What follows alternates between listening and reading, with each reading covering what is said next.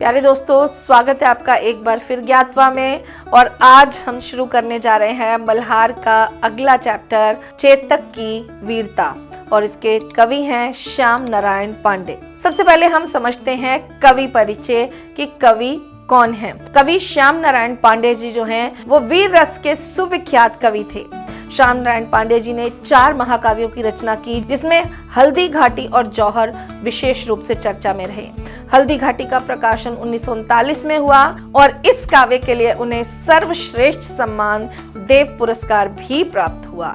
इस कृति ने स्वतंत्रता सेनानियों में सांस्कृतिक एकता और उत्साह का संचार कर दिया था। तो सबसे पहले समझते हैं कि इस कविता को पढ़ाए जाने का उद्देश्य क्या है। इस कविता का उद्देश्य था स्वतंत्रता प्राप्ति के लिए संघर्ष कर रहे भारतीयों में जोश का संचार करना, उन्हें प्रेरित करना और सांस्कृतिक जागृति लाना। चेतक के माध्यम से देशभक्ति का संचार करने एवं सांस्कृतिक गौरव को जीवंत करने में भी कवि सफल रहे थे। ये कविता आज भी देश के बच्चों अथवा युवा पीढ़ी को ही नहीं बल्कि पूरे समाज को प्रेरित करती है। तो महाराणा प्रताप के घोड़े चेतक के माध्यम से कवि ने स्वतंत्रता सेनानियों में देशभक्ति का संचार करने में सफल रहे थे और आज भी ये कविता बच्चों में देशभक्ति का संचार करती है। इसलिए ये कविता बहुत ही महत्वपूर्ण है। तो अब समझते हैं इसका सार। प्रस्तुत कविता में महाराणा प्रताप के घोड़े चेतक की वीरता का वर्णन है। हल्दी घाटी का युद्ध अकबर और मेवाड़ के राजा महाराणा प्रताप के बीच हुआ था। इस युद्ध में चेतक ने महाराणा प्रताप का बहुत साथ दिया। महाराणा प्रताप की सेना बहुत छोटी थी और अकबर की सेना बहुत बड़ी थी। महाराणा प्रताप ने जिस वीरता से उस युद्ध में शत्रु का सामना किया, उसमें उनका साथ दिया उनके घोड़े चेतक ने। उसने चारों तरफ दौड़ दौड़ कर शत्रुओं को परास्त करने में महाराणा प्रताप की सहायता की। उन्हें कभी भी चेतक को कोड़ा मारने की आवश्यकता नहीं पड़ती थी। चेतक उनके मन की बात को समझता था। वो जरा सी उनकी बाग हिलाते और वो तेजी से उस दिशा में दौड़ पड़ता जिस ओर वो चाहते थे। वो अपने स्वामी के प्रति बहुत ही निष्ठावान था। मन से उनकी बात को समझता था और सही निर्णय लेता था। वह दौड़ने में इतना कुशल था कि शत्रुओं के दलों के बीच में भी बहुत तेज गति से निकल जाता था। एक पल में यहाँ तो दूसरे पल में कहीं और होता। शत्रु उसकी दिशा को कभी समझ नहीं पाते थे। युद्ध के मैदान में कई ऐसी जगह नहीं थी जहां उसने अपने शत्रुओं को खत्म करने के लिए महाराणा प्रताप को दिशा न दी हो। वो नदी की लहरों की तरह आगे बढ़ता और एक क्षण रुक बिजली की तेजी से शत्रु पर टूट पड़ता था, जिससे दुश्मन के हौसले कुछ ही मिनटों में चकनाचूर हो जाते। वो जिस तरफ बढ़ जाता था, दुश्मनों के भाले धनुष सब गिर जाते थे। उसकी टापों से उनका पूरा शरीर खून से सन जाता था। उसकी ऐसी वीरता देखकर पूरा शत्रु समाज हैरान रह जाता था। उन्हें समझ नहीं आ रहा था कि कोई घोड़ा इतना वीर कैसे हो सकता है। उस घोड़े से ही महाराणा प्रताप की वीरता का अंदाजा लगाया जा सकता है कि जिनका घोड़ा इतना वीर था वो स्वयं कितने बलशाली और वीर रहे होंगे। सबसे पहले हम पूरी कविता समझते हैं। बहुत ही ओजपूर्ण कविता है, इसको सुनते ही जोश आ जाता है। पूरी कविता पढ़ने के बाद फिर हम इसके पद्यांशों की व्याख्या समझेंगे। रणबीच चौकड़ी भर भर कर चेतक बन गया निराला था। राणा प्रताप के घोड़े से पड़ गया हवा का पाला था। गिरता न कभी चेतक तन पर राणा प्रताप का कोड़ा था। वह दौड़ रहा अरिमस्तक पर या आसमान का घोड़ा था। जो तनिक हवा में बाग हिली लेकर सवार उड़ जाता था।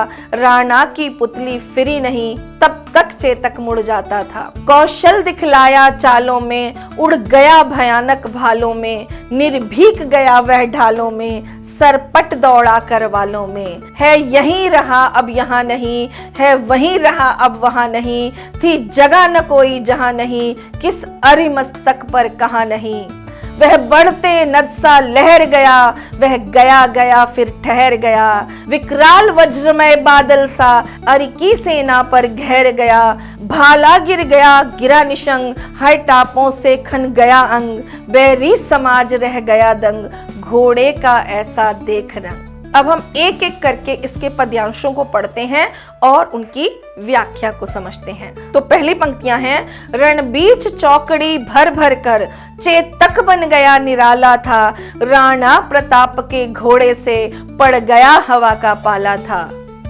गिरता न कभी चेतक तन पर, राणा प्रताप का कोड़ा था, वह दौड़ रहा अरिमस्तक पर या आसमान पर घोड़ा था। तो इसके शब्दार्थ देखते हैं। रण यानी युद्ध क्षेत्र, चौकड़ी यानी चार पायों पर दौड़ना, निराला यानी अनोखा, तन अर्थात शरीर, कोड़ा अर्थात चमड़े का बना हुआ चाबुक जिससे जानवरों को पीटा जाता है, अरि अर्थात दुश्मन, मस्तक अर्थात शीश। अब हम समझते हैं इसकी व्याख्या को। तो ये जो प्रस्तुत पद्यांश है ये हमारी हिंदी की पाठ्य पुस्तक मल्हार में संकलित कविता चेतक की वीरता से लिया गया है। इस कविता के कवि हैं श्री श्याम नारायण पांडे जी और इस कविता में महाराणा प्रताप के घोड़े चेतक की वीरता का वर्णन है। कवि इन पंक्तियों में चेतक की वीरता का वर्णन करते हुए कहते हैं कि युद्ध क्षेत्र में चौकड़ी भर भर कर चेतक निराला बन गया था, वो हवा से बातें करता हुआ दौड़ता था। वह महाराणा प्रताप का संकेत इस तरह समझता था कि उन्हें चेतक के शरीर पर कोड़ा बरसाने की आवश्यकता भी नहीं पड़ती थी। उसकी फुर्ती युद्ध के मैदान में देखते ही बनती थी। वह शत्रुओं के मस्तक पर चढ़ जाता था।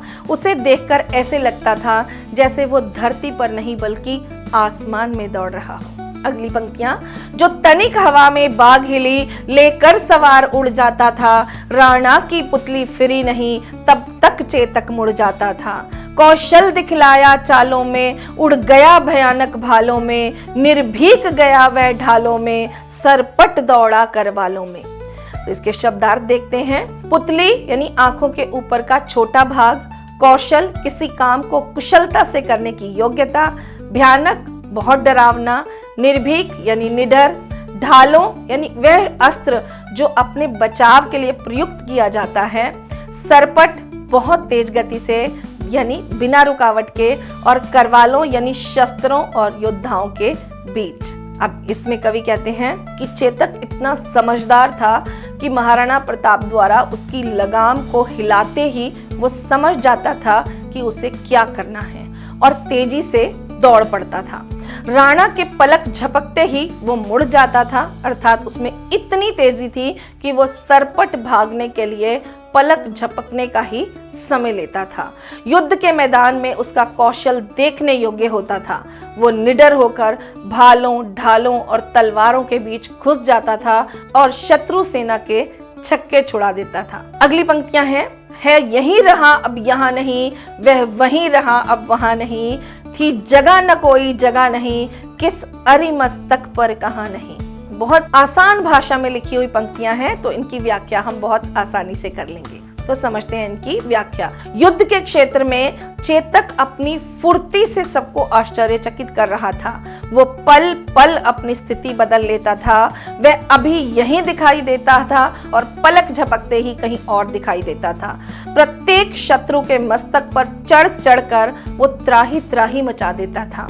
युद्ध भूमि में ऐसा कोई भी स्थान नहीं था जहां वो दिखाई नहीं दे रहा था। अगली पंक्तियां हैं, बढ़ते नद सा वह लहर गया, वह गया गया फिर ठहर गया, विकराल वज्रमय बादल सा अरि की सेना पर गहर गया, भाला गिर गया गिरा निशंग, हर टापों से खन गया अंग, वैरी समाज रह गया दंग, घोड़े का ऐसा देख रंग। इसके शब्दार्थ समझते हैं। नद यानी बड़ी नदी, लहर गया यानी तेजी से इधर उधर जाना, विकराल भयंकर, वज्रमय यानी कठोर या भीषण, अश्वटापों यानी घोड़े के कदमों की आवाजें, खन यानी टुकड़ा और बैरी अर्थात दुश्मन। इन पंक्तियों की व्याख्या को समझते हैं। बढ़ती हुई नदी की तरह चेतक भी बढ़ता जा रहा था। वह चलते चलते ठहर जाता, फिर बिजली की गति से और शत्रुओं पर टूट पड़ता और शत्रु सेना को तहस नहस कर देता था। चेतक पर सवार होकर जब महाराणा प्रताप निकलते तो शत्रु दल के दांत खट्टे कर देते। महाराणा के प्रवेश करते ही किसी का भाला नीचे गिर जाता, किसी का तरकश टूट जाता। महाराणा का साथ पूरी तरह से देते हुए चेतक भी शत्रुओं पर टूट पड़ता। उसके प्रहार से दुश्मनों के अंग कट जाते थे, उनसे खून बहने लगता और कुछ ही क्षणों में वो दम तोड़ देते थे। घोड़े के ऐसे रंग ढंग देखकर शत्रु सेना भी आश्चर्यचकित रह गई थी। अब हम चर्चा करते हैं इस कविता के मुख्य बहुविकल्पीय प्रश्नों पर, यानी एमसीक्यूज पर। तो पहला प्रश्न है, चेतक कहाँ चौकड़ी भर रहा था?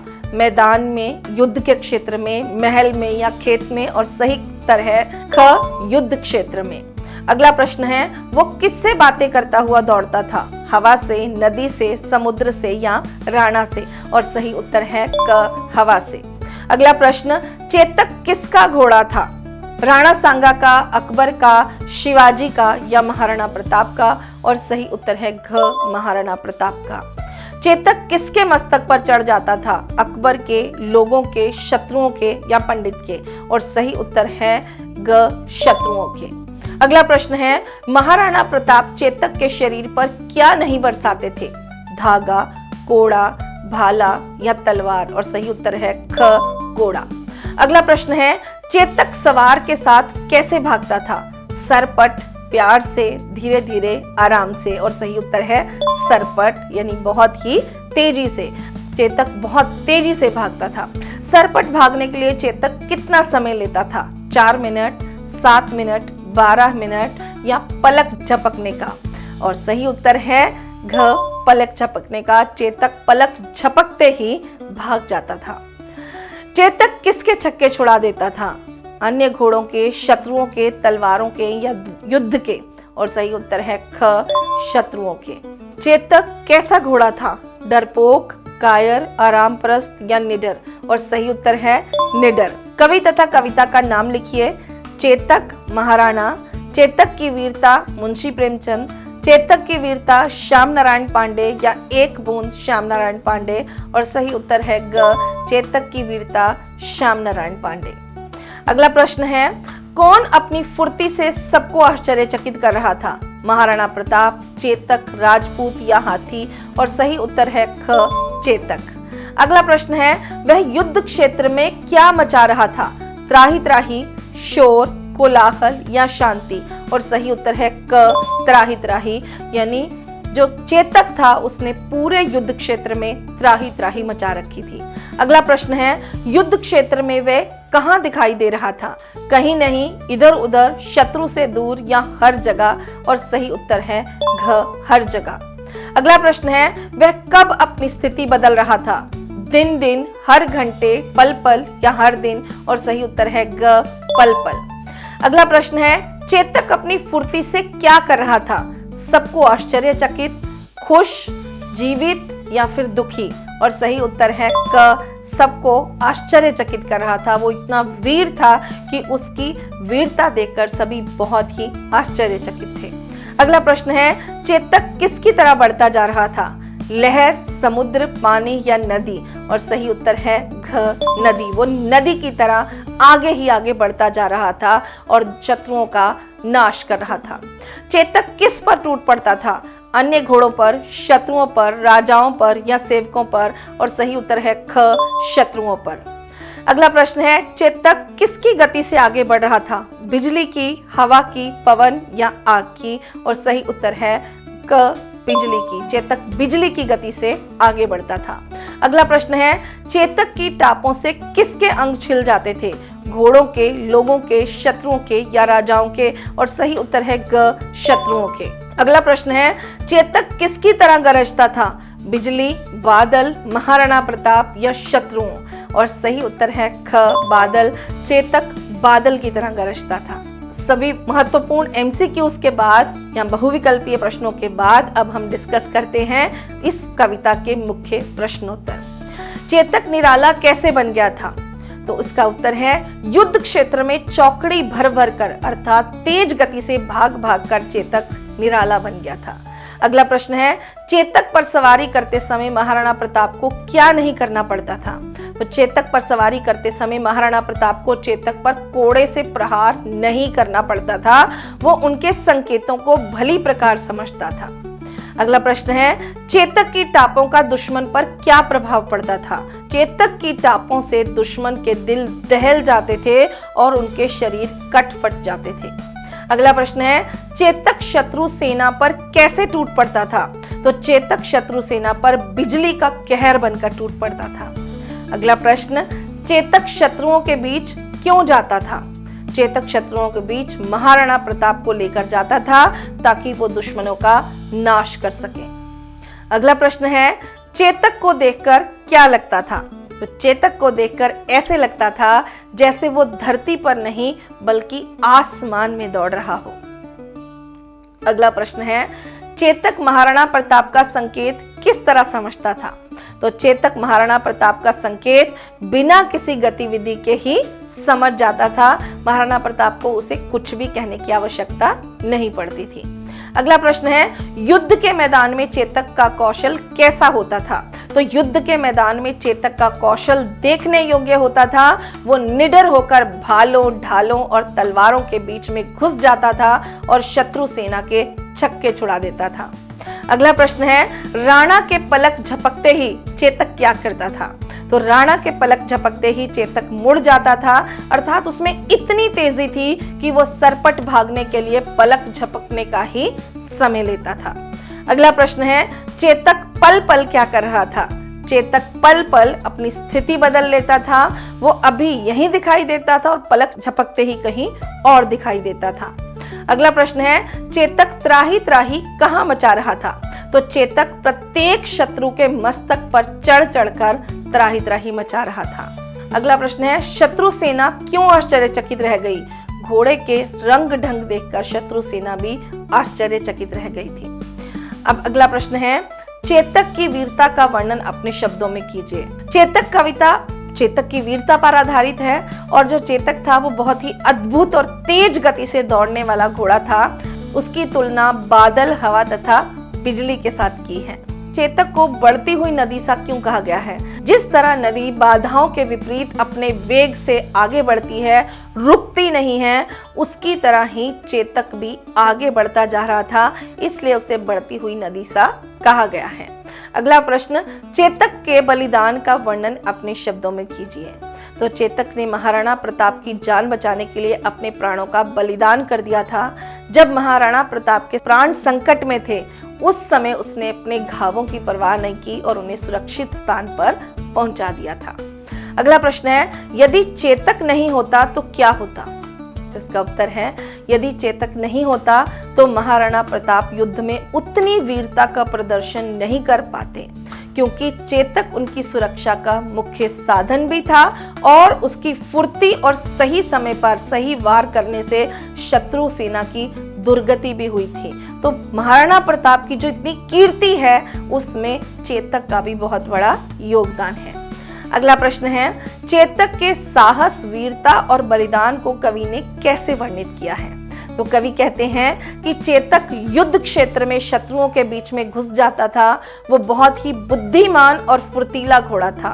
वह समय और स्थिति के अनुसार महाराणा प्रताप को शत्रुओं के बीच ले जाता और वहां से निकाल भी लाता था। वो शत्रुओं पर बिजली की तरह टूट पड़ता। उसमें गजब की फुर्ती थी। वो एक क्षण यहाँ तो दूसरे क्षण कहीं और होता था।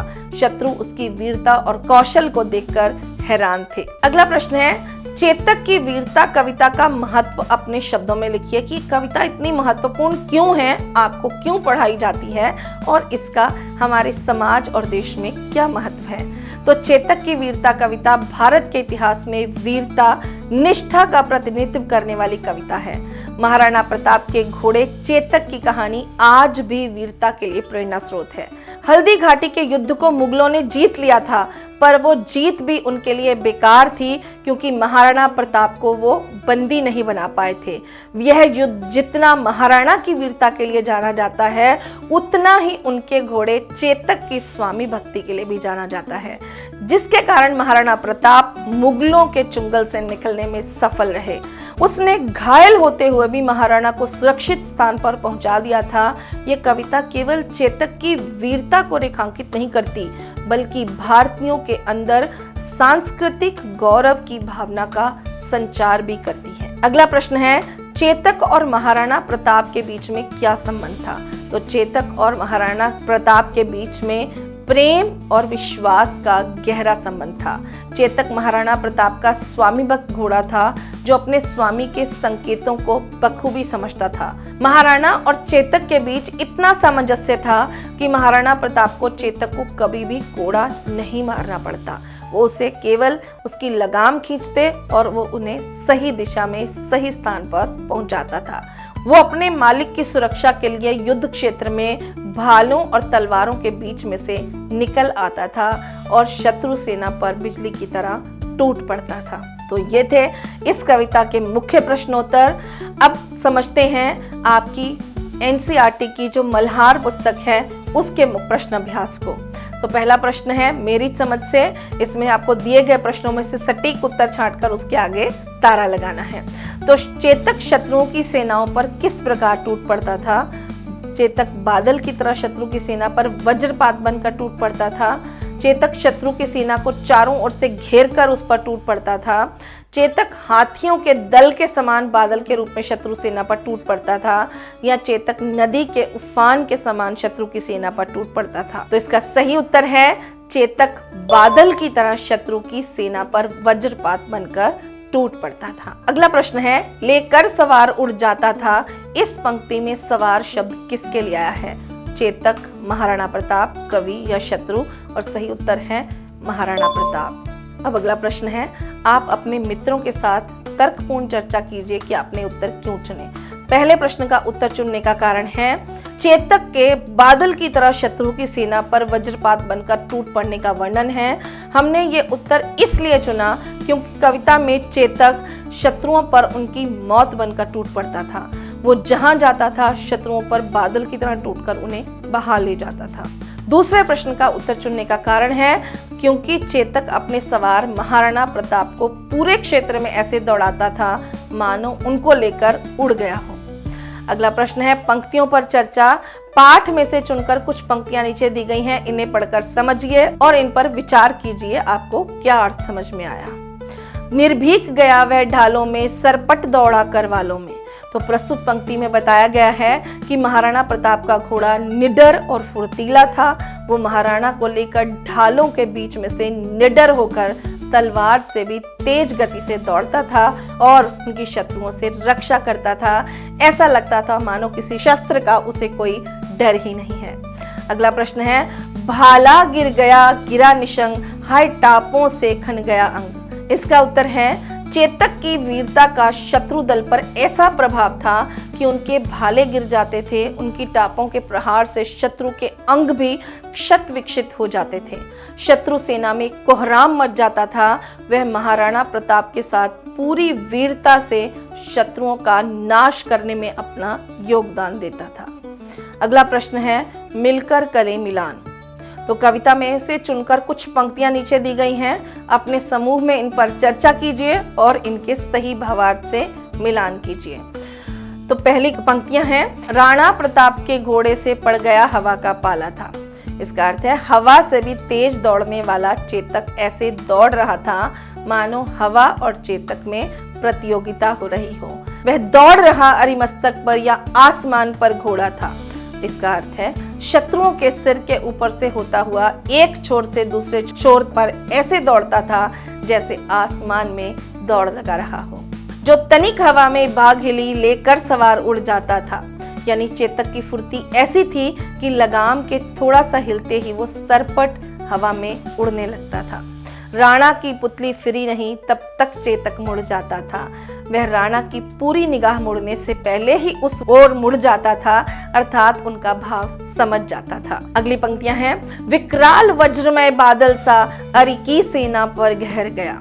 अर्थात शत्रु की सेना पर भयानक वज्रमय बादल बनकर टूट पड़ता और शत्रुओं का नाश करता। अब अगला प्रश्न है इस कविता के शीर्षक से संबंधित बहुत ही महत्वपूर्ण प्रश्न है। यह कविता हल्दी घाटी काव्य कृति का एक अंश है और यहाँ इसका शीर्षक चेतक की वीरता दिया गया है। आप इसे क्या शीर्षक देना चाहेंगे और क्यों? तो इस कविता का शीर्षक चेतक की वीरता बिल्कुल सही है। इस अंश में चेतक की वीरता, स्वामी भक्ति और तेजी का वर्णन है। फिर भी यदि मुझे कोई और शीर्षक देना हो तो मैं इसे रणभूमि का अमर वीर चेतक अथवा वीर चेतक का शौर्य देना चाहूंगी, क्योंकि ये कविता चेतक के इर्द गिर्द घूमती है। तो प्यारे बच्चों, इस कविता से संबंधित एनसीईआरटी के जो और प्रश्नोत्तर हैं या परीक्षा से संबंधित और प्रश्नोत्तर हैं, उन सभी के लिए आप हमारी पाठ्य पुस्तक मल्हार मार्गदर्शिका ले सकते हैं, जो कि मार्केट में और ऑनलाइन प्लेटफॉर्म्स पर उपलब्ध है। आप Amazon, फ्लिपकार्ट से कभी भी इसको ऑर्डर कर सकते हैं और पूरी पुस्तक को बहुत आसानी से समझ सकते हैं। यदि आपको इस पाठ की व्याख्या और प्रश्नोत्तर पसंद आए हों तो आप लाइक करें, सब्सक्राइब करें और अपने दोस्तों के साथ शेयर करना बिल्कुल ना भूलें। मिलते हैं अगले चैप्टर के साथ, तब तक के लिए धन्यवाद।